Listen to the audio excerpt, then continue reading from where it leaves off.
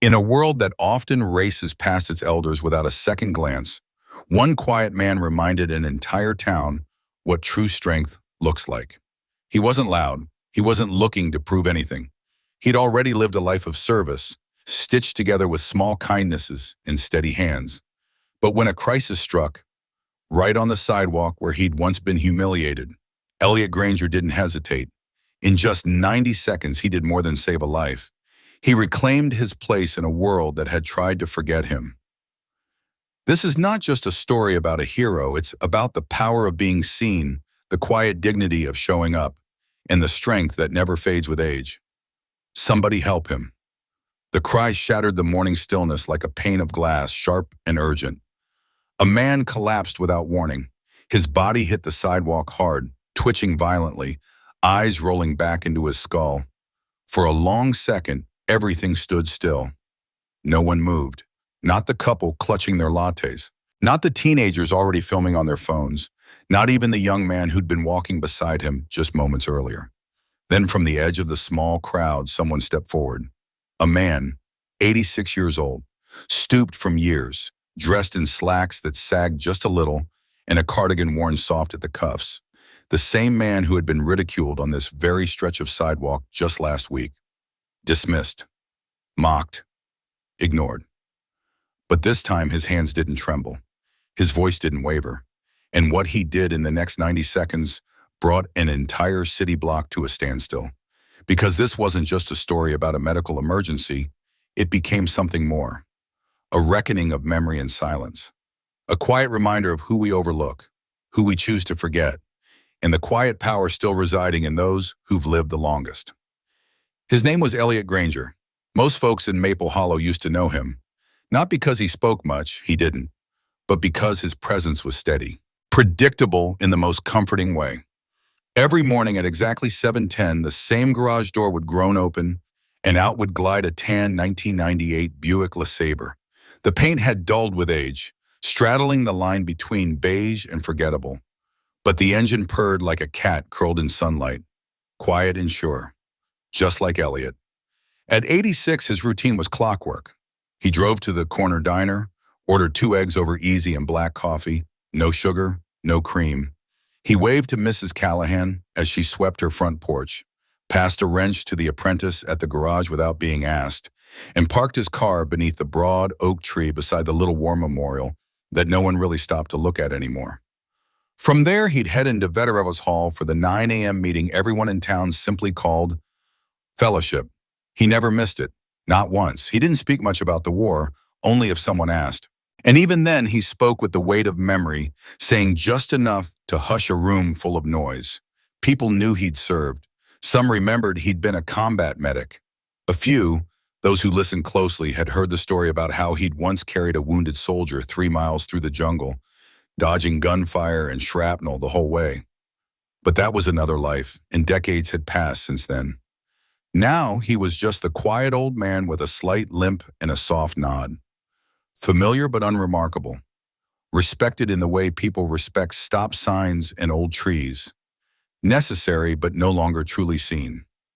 Elliot lived alone in a small, weather-worn house with peeling green shutters and a lawn that was always about 80% mowed. Never more, never less. His wife, Judith, had passed a dozen years ago. Cancer.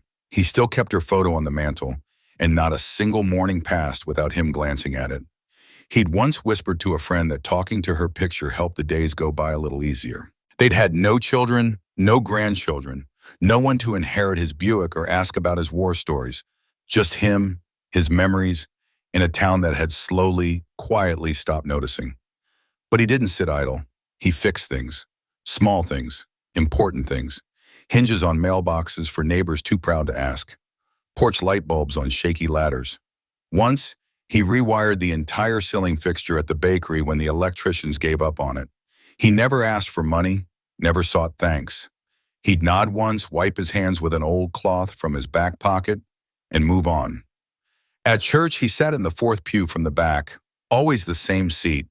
At the hardware store, they kept a dusty little bin of screws no one else bought, just for him. At the diner, the waitress left his check face down on the table out of quiet respect more than habit. Everyone liked Elliot Granger, but no one really knew him. Not the way people would have known a man his age 50 years ago.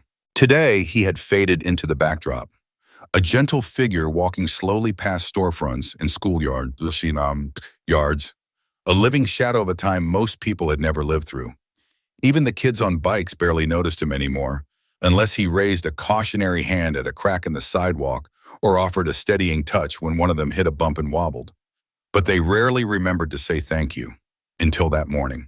Until the moment Elliot Granger knelt beside the convulsing man, placed two fingers firmly against his neck, and counted beats like he was back in the jungle, under fire, with seconds to save a life. Until he tilted the man's head, cleared his airway, and whispered something too soft to hear, but strong enough to calm the chaos. Until the sirens began to wail in the distance and the crowd began to breathe again. And someone finally asked, "Who is he?" Because in that moment, Elliot Granger wasn't just the old man with the Buick anymore. He was the one who remembered what to do when everyone else froze. Elliot nearly lost his footing, that quiet, steady soul who never sought the spotlight. He wasn't the type to raise his voice or demand to be seen. He was the kind of man who blended into the background, firm and unshakable, like the old flagpole out in front of the courthouse. It had been there forever, silent, unwavering, mostly forgotten by those rushing past it each day. But it remained, rooted in place, dependable. That was Elliot Granger. Unnoticed maybe, but never truly gone. And whether the world had forgotten him or not didn't matter much now, because fate hadn't. Thursday morning arrived with the same gentle rhythm that always graced Maple Hollow. The streets were still, painted in soft gold by the morning sun. The breeze stirred faintly, carrying with it the scent of fresh-cut grass and the subtle promise of another quiet day. Inside his home, Elliot folded his newspaper neatly, having read it from front to back. He finished his tea with a final contented sip, then gave the porch railing a solid pat with his hand, a small gesture he'd done so often over the years that it had become second nature, a kind of goodbye ritual no one had ever taught him, but one he'd done anyway for decades. He eased his body into the driver's seat of his 1998 Buick, a car that had aged just as gracefully as he had. The worn leather seat cradled him like an old friend, familiar, sturdy, a little frayed at the edges. Backing out of the driveway with steady care, Elliot glanced at the rearview mirror, still cracked, just as it had been since Judith asked him to replace it 10 years ago. He hadn't. It still worked well enough, and he didn't need much more than that. His plan was simple, a stop at the pharmacy to refill his heart medication, and maybe, if the store wasn't too busy, a loaf of rye bread. It wasn't about the tasks themselves, really. It was about staying active, doing something useful.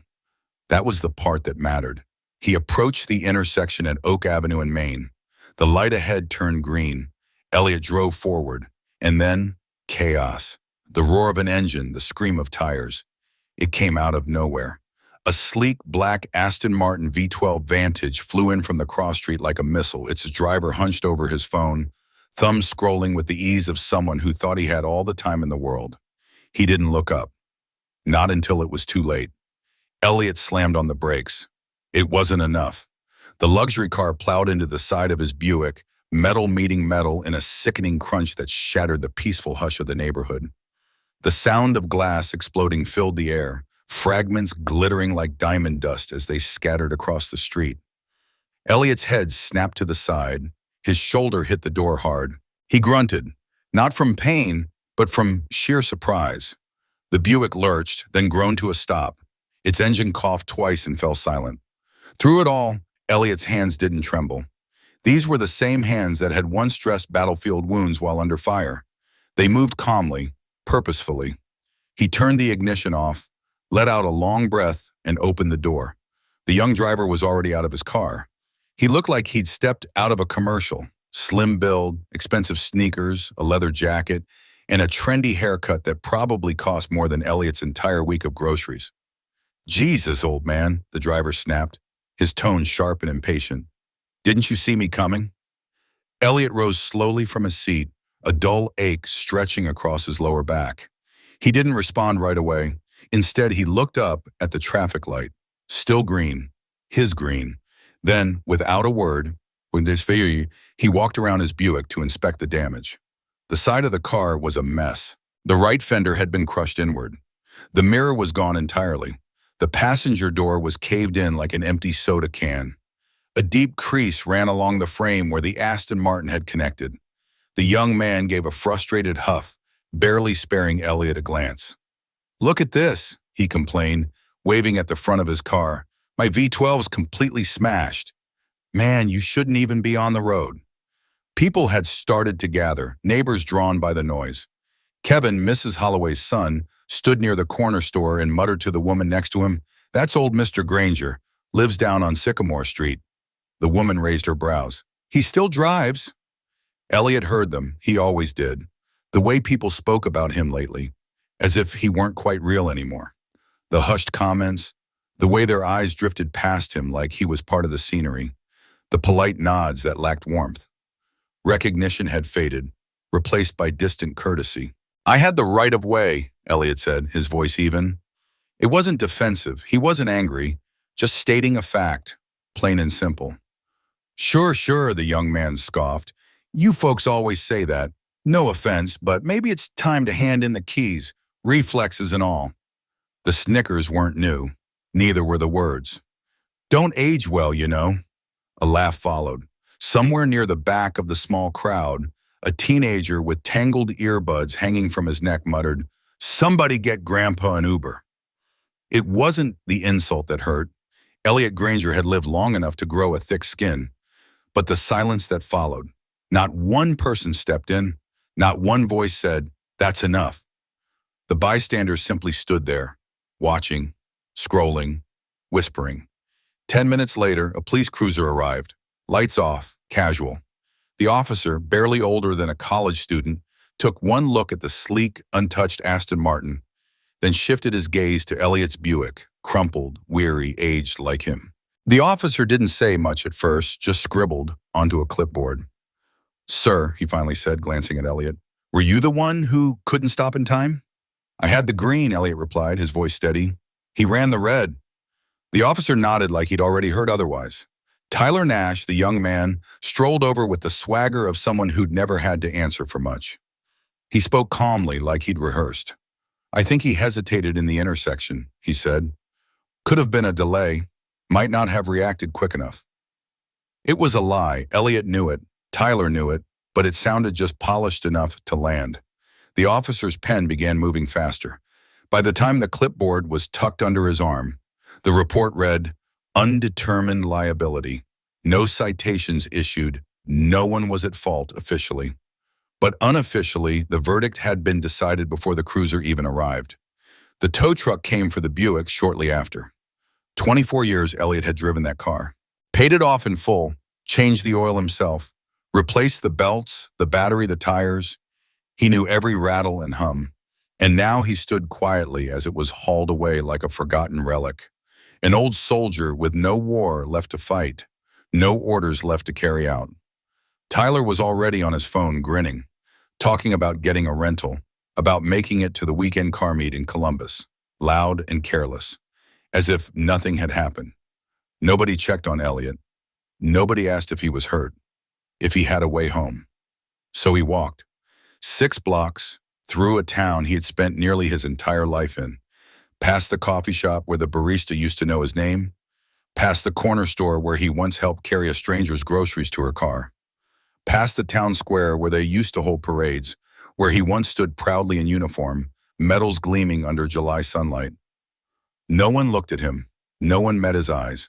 By the time he reached the steps of his porch, Elliot wasn't just tired. He felt erased. Not seen, not heard, just present in the way a crack in the sidewalk is present. There, but ignored. A quiet inconvenience. A weight. A problem.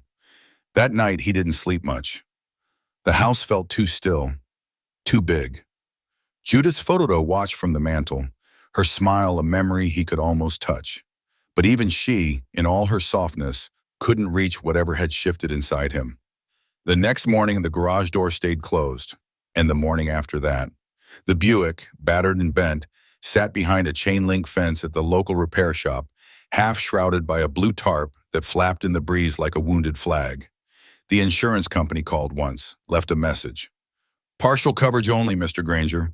You'll have to cover the remainder yourself. He didn't call them back. For the first time in 15 years, Elliot missed his Friday ritual, the Veterans Morning Fellowship. No black coffee in paper cups, no greeting from Marvin Turner, whose grip still had strength. No Gary cracking jokes about retirement wardrobes and Old Navy sales. Just quiet, hollow quiet. His home began to show it too. The lawn, once neatly trimmed, started to yellow around the edges. Mail collected in the ceramic bowl Judith once said looked like a bird bath. Dust gathered along the baseboards. The radio stayed off, the kitchen untouched. Elliot sat in his armchair unmoving, like the last piece of furniture no one remembered to take with them. His thoughts weren't bitter. Bitterness wasn't something he carried. But something inside had shifted. Not broken, not quite, just bent. And not in a way that would straighten again. The accident had done more than dent metal. It dented his place in the world. He had given his whole life to this town. He'd shown up every time. He fixed things, shoveled sidewalks, saluted flags. He remembered names, faces, stories. He listened. And yet, it took only one moment.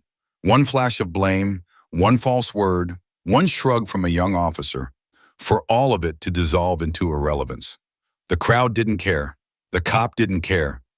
Not even the boy down the street, the one whose bike chain Elliot fixed one blistering July afternoon. Now they looked at him like he was a barrier. Something in the way. The whisper that cut deepest didn't come from a raised voice. It came from the edge of the crowd. A murmur, low and thoughtless. Maybe it's time someone took Grandpa's keys.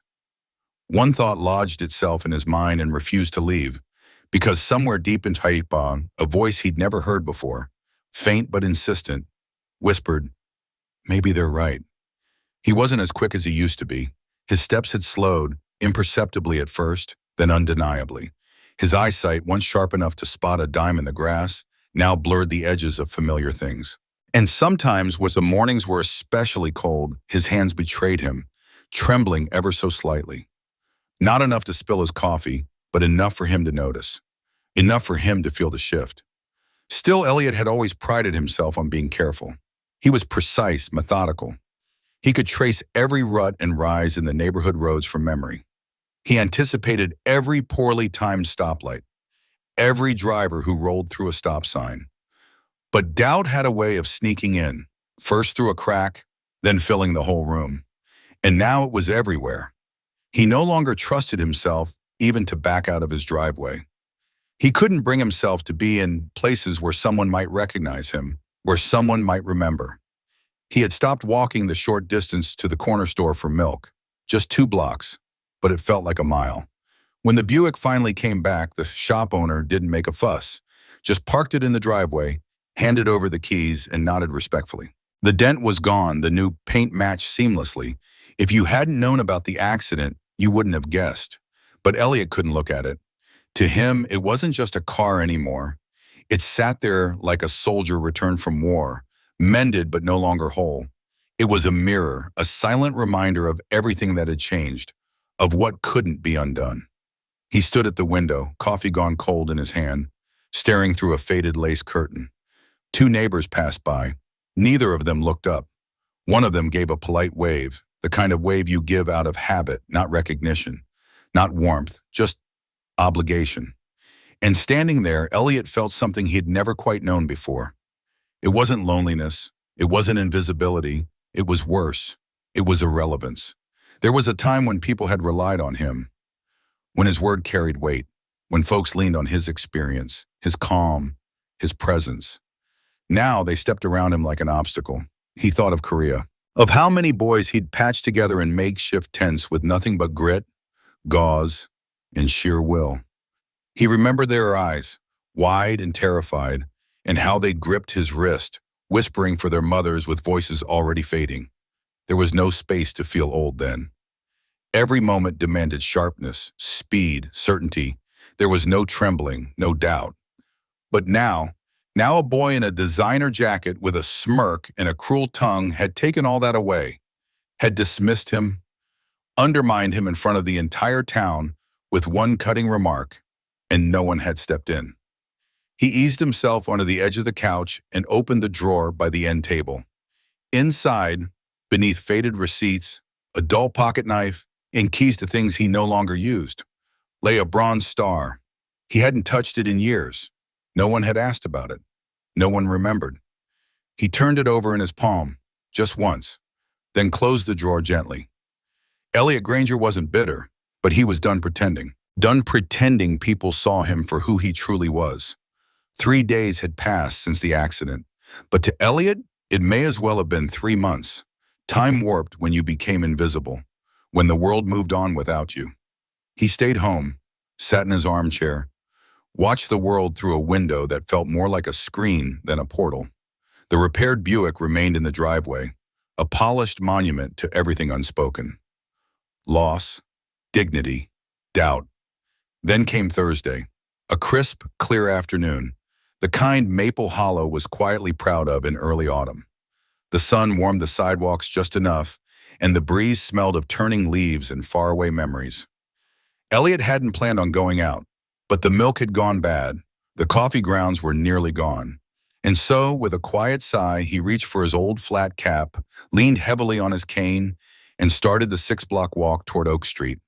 He took his time, each step deliberate, familiar. As he neared the corner where the pharmacy sat, he heard it, a sound that didn't belong, a sharp thud, too heavy for a fall, too sudden for a stumble. Then a voice, panicked and piercing, "Oh my God, someone help him!" Elliot's head snapped toward the sound. Just 20 feet ahead, near the bench outside the florist's window, a young man lay sprawled on the ground, convulsing. His body jerked violently, uncontrollably. His face had gone ashen, and his lips had taken on a terrifying shade of blue. People began to gather, slowly, uncertainly. A ring of helpless witnesses formed, buzzing with concern, but motionless. Phones came out. Voices overlapped in confusion. But no one moved, except one, Emily Brandt. Maple, the young librarian of Hollow, knelt beside the man sprawled on the ground, her breath shallow, her fingers trembling, just inches above him. She hovered there, paralyzed by uncertainty. Is he choking? Her mind spun. What do I do? I don't know what to do. Somebody shouted, "Call 911." A voice quickly answered, "Already did." But that was all. No one touched him. No one moved in. Everyone just stood there watching. That's when Elliot saw the man's face.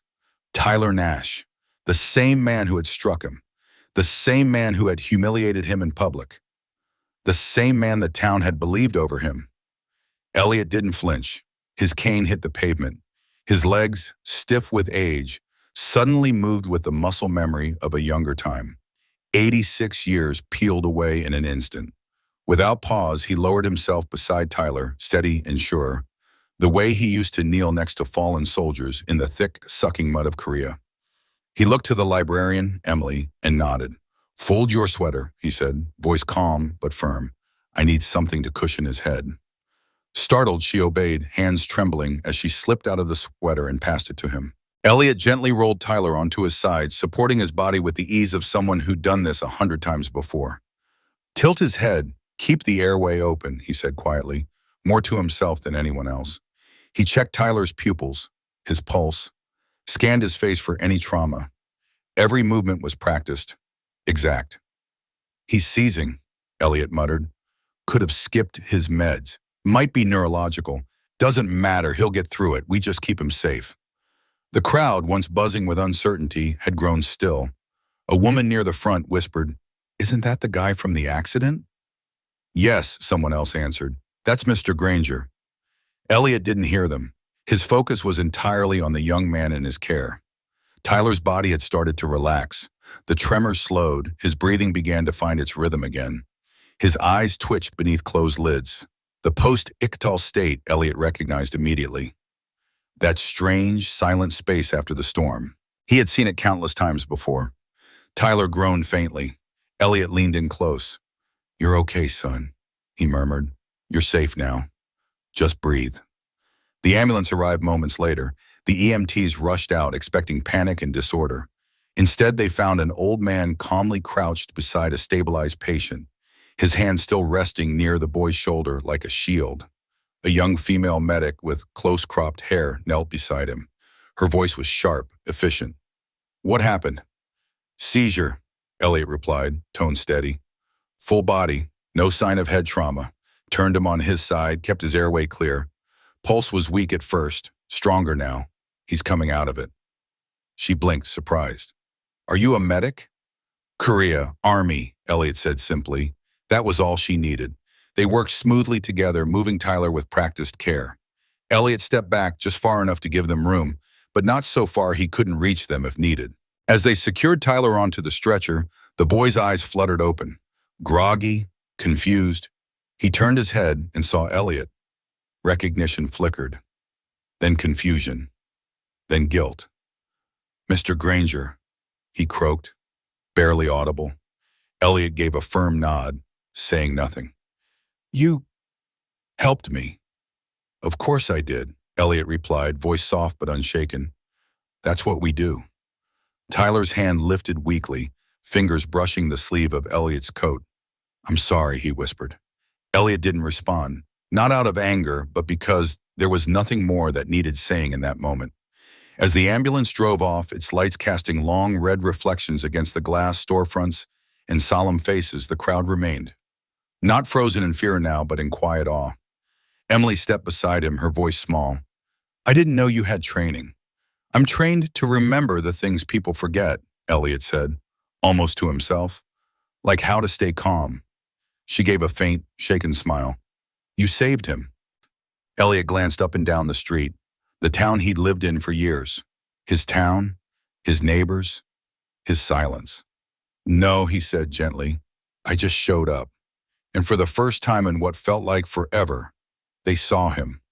Not as the old man with the cane, not as the figure in the accident, but as Elliot Granger, the man who stepped forward when no one else did.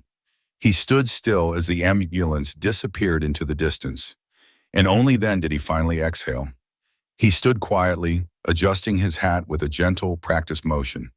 Around him, the crowd held its breath in a heavy, wordless pause. Then, cutting through the hush, a woman stepped forward. "I'm Emily Brandt," she said. Her voice trembled, not with fear, but with vulnerability, yet it rang clearly. I didn't know what to do." Elliot nodded, calm and steady. "You did," he said simply.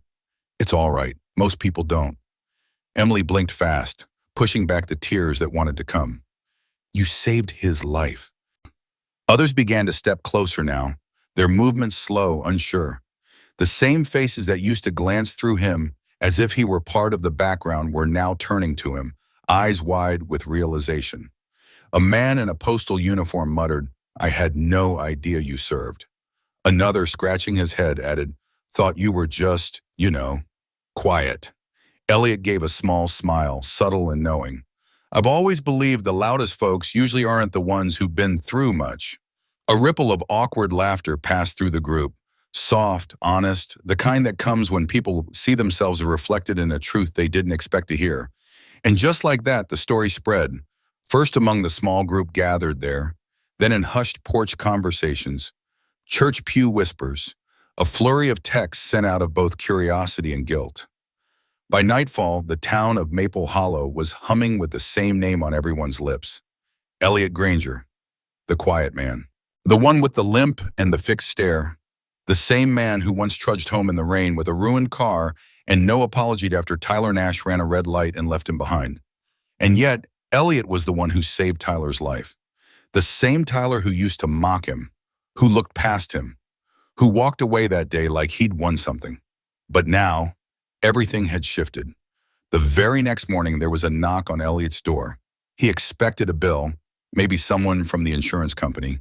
But when he opened it, there stood Tyler Nash. No leather jacket, no cocky grin, no sunglasses shielding him. Just jeans, a plain t-shirt, and something unfamiliar on his face. Humility. Elliot opened the door but didn't move aside. "Mr. Granger," Tyler began, his voice rough and uncertain. He cleared his throat. "I came to apologize. For everything, for the accident, for the way I treated you, for how I made people see you." Elliot stayed silent, his eyes unreadable. Tyler pushed forward. I was rushing to meet a client that day. I'd forgotten to take my anti-seizure meds. Thought I had more time than I did. I didn't. And yesterday, you could have turned your back. Could have watched me drop and done nothing. But you didn't. I don't walk away from people in need, Elliot said, quiet but firm. Tyler looked down at his shoes, ashamed. I want to cover the rest of your car repairs. I already called the shop, and I want to go to the officer, tell the truth about the red light, about being distracted. You had the right of way. I want to make things right. Elliot studied the boy. No arrogance, no excuses, just regret, and something steadier underneath. Resolve. Finally, Elliot stepped back. Come in. They sat in the living room, two men from different worlds and different generations, but in that moment, connected by something unspoken. Tyler noticed the bronze star resting on the bookshelf, but said nothing. He didn't have to. Their conversation didn't last long. It wasn't deep, not in the traditional sense, but it was enough, just enough. Before he left, Tyler turned back at the doorway. People talk about you now, he said, but in a good way. You gave them something to respect again. And I'm one of them. After he was gone, Elliot stepped out onto his porch. The air was warm, a soft breeze curling around his shoulders like an old friend. A boy on a bicycle pedaled by and waved. Across the street, Emily Brandt stood watering her flowers. When she looked up and saw him, she smiled. Not the kind you give out of politeness, but a real smile. One of recognition, of connection. And for the first time in a long while, Maple Hollow felt just a little smaller. Not because Elliot Granger had changed, but because the town had finally remembered who he was. The next morning, Elliot stood in his driveway with a ring of keys dangling from his fingers. For several days, the old Buick had sat there, repaired, pristine, dependable, waiting. A quiet witness to a man unsure whether he still had the right to believe in himself. He circled the car slowly, his hand brushing across the hood, fingers trailing along the newly painted metal as if it were something sacred. Something earned, something he wasn't quite ready to let go of again. The bodywork was perfect, not a scratch, not a sign of the crash. It gleamed in the sunlight, patient and still, waiting for him to trust it, and maybe to trust himself again.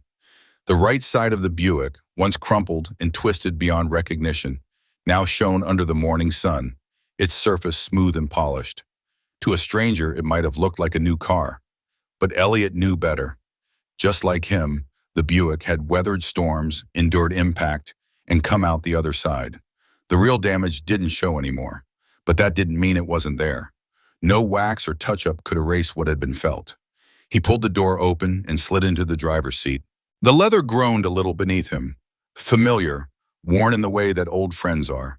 He placed both hands on the steering wheel and sat still for a moment, looking straight ahead through the windshield. Breathing in deeply, he turned the key. The engine responded with a low, warm purr, like it was glad to be woken up by him. It almost seemed to say, I never stopped believing in you. Slowly, he backed out of the driveway. People noticed. Mrs. Holloway, out front trimming her hedges, straightened up and waved at him with a surprised but gentle smile. Her son, yes, the very same man who once muttered that Elliot shouldn't be behind the wheel anymore, caught sight of him and gave a small nod.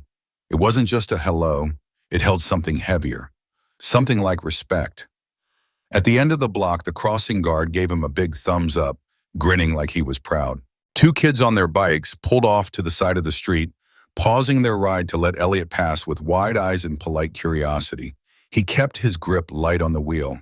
His back leaned comfortably against the seat. There was no urgency. He wasn't rushing toward anything, and he certainly wasn't running from anything either. He passed the intersection. That intersection, the one where everything changed. But this time, his body didn't clench. His hands didn't tighten. His chest didn't seize with the memory of crushed metal and flashing lights. It was there, yes, a memory still, but not a weight. Not anymore, just something he carried now, quietly, without shame. He arrived at the diner and parked in the same spot he always had, like no time had passed at all. Inside, he stepped through the door like a man returning home. Ellie, the waitress, blinked when she spotted him. Then she broke into a grin that reached all the way to her eyes. "Well, I'll be Mr. Granger," she said, her voice soft and warm. "We saved your booth." The men at the counter turned. One gave a sharp clap of his hands. Another stood and walked over, giving Elliot a light, respectful pat on the shoulder. "About time you came back," one of them said, half smiling. Elliot gave a faint smile in return. "Didn't realize I was missed." Ellie poured him a cup of coffee without asking. "You were," she said, "and not just here." Later that morning, after his eggs and toast, Elliot drove over to the church. He didn't go in for the sermon. He wasn't there to ask for anything. He simply wanted to sit, quietly alone, in the pew where he and Judith used to pray side by side. It was the same wooden bench that had held him up through some of the hardest years of his life. He sat, closed his eyes, and let the silence speak. He wasn't seeking answers. He came to offer thanks. In the afternoon, he drove past the war memorial. No one else was there. Still, he pulled over and stepped out of the car. The breeze played with his jacket as he walked up to the bronze plaque, the names of the fallen etched deep into the surface. He stood there for a while. Then softly he began to read a few of the names aloud. Under his breath, one by one, they were friends, brothers, boys frozen in time, never given the chance to grow old, never given the chance to see 86. When he finished, Elliot touched the edge of the memorial and whispered, "Still here." It wasn't a boast. He didn't say it like he needed anyone to hear. It was simply true, a quiet truth. He hadn't just made it through. He was still living, still giving, still showing up. And for as long as he could grip a steering wheel, take a step forward, or speak a word with meaning, he would. Because dignity didn't come from what the town thought of him. It came from knowing, deep in his bones, exactly who he was, and never letting that go. By the time Sunday morning arrived, the town of Maple Hollow already knew. The news didn't appear in print or scroll across a screen. It didn't have to. Stories like Elliot's didn't travel by headline. They moved differently. They whispered across church pews. They passed hand to hand in barbershops. They floated on the soft rustle of gossip in grocery store aisles and along park benches. They traveled in widened eyes and quiet nods when someone suddenly realized they had judged a man without ever knowing him. That morning at the Veterans Morning Fellowship, Elliot walked in early. No one gasped or shouted. No one made a fuss. But every man in that room stood up. Not because someone told them to, not because it was expected. They stood as if some deep, invisible thread had pulled them upright, as if respect had a gravity of its own. Even Marvin, who hadn't stood for anyone or anything in years, rose with effort, shaky but steady, his hands gripping his cane. And for the first time in a long time, Elliot Granger didn't feel like a relic. He felt seen, not for what he'd lost, but for what he'd held on to. Elliot didn't just serve back then, he never stopped. He didn't just serve back then, he's still serving now, someone murmured. And those words lingered in the room like a truth everyone recognized but rarely said aloud. Elliot gave a small nod, no need for acknowledgement, and settled into his usual seat, third from the window, directly facing the flag. That spot had always been his. He never claimed it, never needed to. It simply became his over time, as naturally as the seasons shifting outside that same window. They asked him to speak. He shook his head, once, then again. But on the third request, as the silence stretched long and expectant, Elliot cleared his throat, not loudly but with the quiet finality of a man who didn't speak often, but meant every word when he did. "We think of legacy," he began slowly, "like it's something we leave behind. But sometimes it's something we carry, even when nobody's watching." He let that hang for a moment, eyes sweeping across the room. Not in search of attention, but of understanding. "It's in how we show up," he continued, his voice steady, "especially when no one else does. It's in how we forgive, even when no one's earned it, and how we stay grounded when the world around us is falling apart." He looked around again. Not one person stirred, not a cough, not a whisper, only listening. "People say age takes things from you," he said, voice soft but unwavering. "And maybe they're right. It slows your knees, dims your sight. But if you've lived right, it gives something too. It gives patience, it gives wisdom, and it gives a kind of calm that no book or teacher can ever provide. He paused there, not because he had to, but because he wanted to let the weight of his words settle. You don't stop being useful just because you're old, he added. You just stop being loud about it. But don't get it wrong, quiet strength still saves lives. He didn't wait for applause. None came. Instead, the room held a silence thick with meaning, the kind that doesn't beg to be filled, the kind that honors. Later that same day, Tyler Nash returned to the street corner where everything had unfolded. The same intersection where he'd once shouted at Elliot in front of the entire town. The same bench where Elliot had quietly endured that moment, bruised, shamed, humiliated. Tyler carried with him a small American flag. He placed it with care near the bench, anchoring it to the pole with a piece of tape. Affixed to the base was a handwritten note.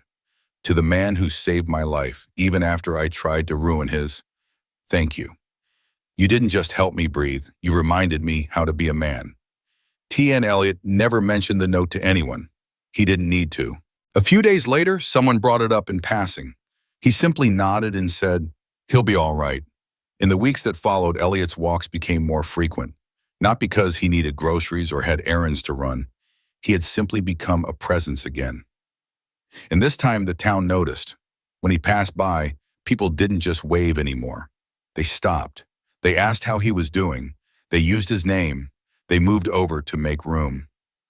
Maple Hollow hadn't just remembered Elliot Granger. They remembered what quiet integrity looked like. And Elliot, he never asked for anything. Never sought recognition or praise. He did what he always had. He showed up. Not for credit, not for ceremony, but because that's who he was. Some men leave behind medals, others monuments, but the rarest of men like Elliot Granger, they leave behind better people. In a world that spins faster every day, where youth is celebrated and age is often disregarded, stories like Elliot's remind us of something deeply important. Dignity doesn't fade with time. It deepens. So ask yourself, how many Elliots are walking among us now? Quiet, steady, unseen. Veterans who once held dying comrades in their arms. Grandmothers who carried entire families on their backs. Retirees whose worn hands helped build the very towns we live in, whose hearts still pulse with courage unshaken. And yet, we often treat them as though their time has passed. But Elliot's story shows us that true strength isn't about noise or recognition. It's about choosing to step forward when no one expects you to, about staying calm when others fall apart, about forgiving what others can't. And maybe most of all, it teaches us this: no one, no matter their age, should be dismissed. So now, the question turns to us. Have you ever misjudged someone based on how old they looked? Or worse, have you ever felt invisible because the world decided your best days were already over? Share your story. We're listening. Because stories like Elliot's aren't just for entertainment. They serve as quiet reflections, holding up a mirror to our lives, showing us exactly where we stand and offering a glimpse of who we still have time to become. If this story stirred something inside you, if it made you think of someone dear, whether they're still here or now only a memory, please share it. Let their legacy travel further, lighting up someone else's screen, someone else's heart. Leave a comment and tell us what this story meant to you. Tap that like button if you believe in the strength that doesn't shout, the strength that endures in silence. And if you're drawn to stories that reach beyond the noise to remind us what truly matters, then hit subscribe. Join us. Because so often, the ones the world overlooks are the very people who carry the heaviest burdens and quietly, without applause, hold the deepest wisdom. Thank you for spending this time with us.